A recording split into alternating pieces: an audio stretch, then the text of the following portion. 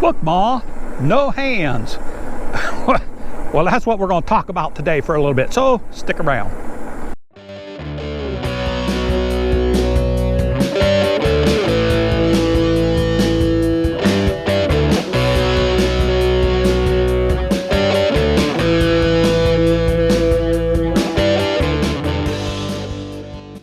Well, hello again, Internet. Welcome back to the channel. Yep, today we are going to just talk a little bit about riding your bike balanced, why I do this at times, how I started doing it, where I learned to do this, and what my thoughts are on it. And I guess, first off, I can say, well, I'll tell you why I do it. You'll notice I did this a lot more on my Trek bike than I do on this. And that's because it has a more aggressive seating position than this bike does. And so I would give my back a rest. My back's been beat up pretty bad in my life. And so, you know, I just started doing that to give my back a rest. Well, where did I end up learning to do this from? You know, I've only been cycling since COVID. But I learned this a long time ago, and I learned it on a horse, believe it or not, or horses. A very, very good mentor. Let's gear that up a little bit right there.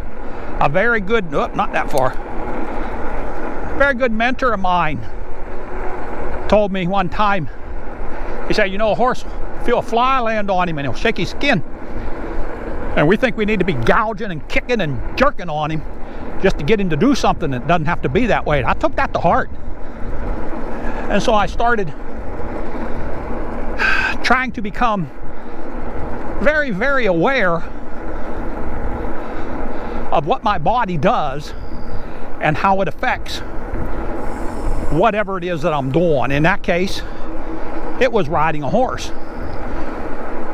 And I got to where, well, I'll tell you where I learned the most of it is a stud horse that I had that we were just starting to ride him, and we had a lot of sleet come in one weekend, and I really didn't want to go out into the freezing rain and ride, and so I got on him in the stall. Not really the safest thing to do, but because he was so green and a little on the pretty touchy, well, I was very careful.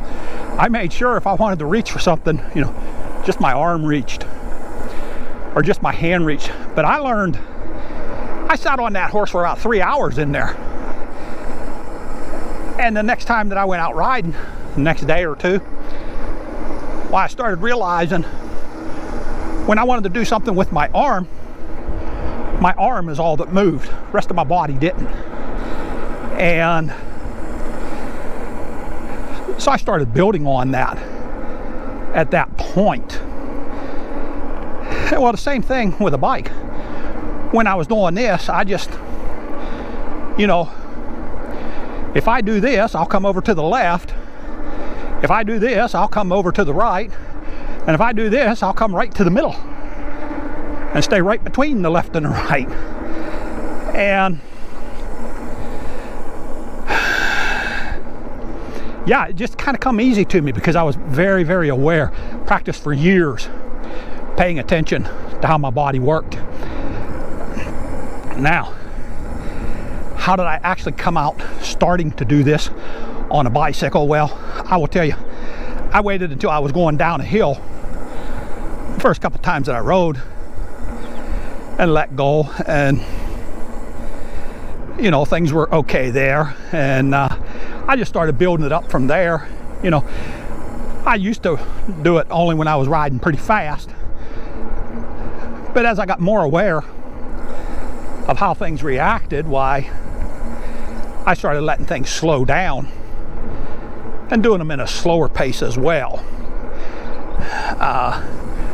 And if I wanted to come over to the middle right here, I just lean my body over a little bit and kind of put myself over there and come right down the middle. We'll make this turn up here. I'm going to try and get to the middle of the yellow lines up here. overshot that by a little bit and then overcorrected it just a little bit. So you see, I don't do perfect at this, but that's just staying very aware. Now, do I think there's a practical purpose for doing it? This is my Biktrix bike right here, and it's a more upright position. I don't have to rest my back, but I don't know that I enjoy doing it, or if I enjoy the challenge of, you know, can I slow way down, get over here in the center, almost to where my bike can't keep its own momentum, and then start pedaling and go over to the right, and then over to the left, and then back into the center. I enjoy a challenge. That's just kind of the way I am. Do I think this is wise for other people? Well, I tell you, anybody wants to email me and discuss in the comments my x-rays throughout my life, you might learn it's not really all that big of a deal to do these things. You know, maybe it's not as important as what you think at that time there. You know, it's just, I like the challenge of doing things new. So, yeah, I think that's going to wrap it up. I don't know what else to tell you about it. Well, here you go. We'll turn around. No, I'm not good enough to make a turnaround on a hill like this without my hands this sharp of a turn. Maybe I'll get that way, that I can make that sharp of a turn. But when I started to do this, you know, like I said, I would go downhill, but I didn't just set up, you know. I kind of, if there was anything questionable, why, let's gear that up a little bit, I would just take my hands up here and see, you know, is everything going all right? And so I didn't just throw caution to the wind. I kind of love a challenge, and I'm maybe a little bit too dumb to recognize some of the danger that I'm in, which probably explains why I've made a living the way I've made a living a lot of my life. But I'm not completely stupid.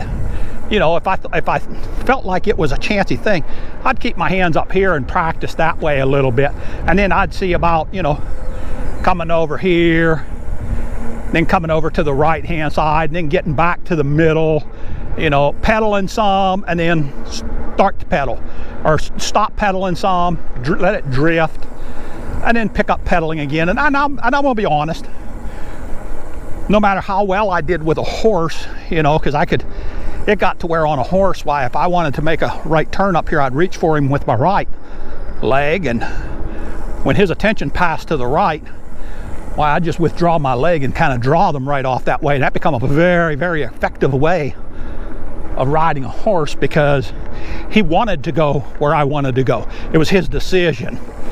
Well, of course, the bikes, for the most part, they don't make their own decisions. I've seen sometimes it seems like they do. But, you know, when I got started on this, I would get my hands up here, and then I'd, you know, start to pedal, and then quit pedaling, and then start to pedal. Got a car coming up. And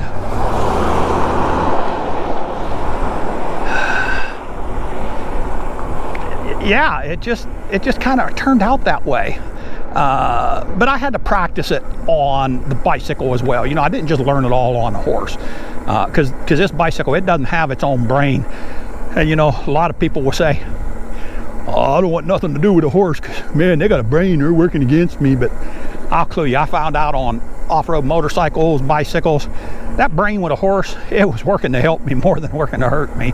So yeah, but I mean, that's gonna do it. That's all there was to it. Like I said, I'm not suggesting that anybody does this, and you can look at my x-rays throughout my life and tell that that's probably a good suggestion. But I'm just telling you what I do, you know, why I did it.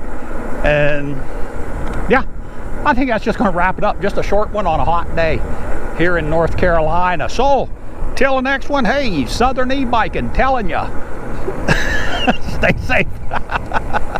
God bless and keep the wheels turning.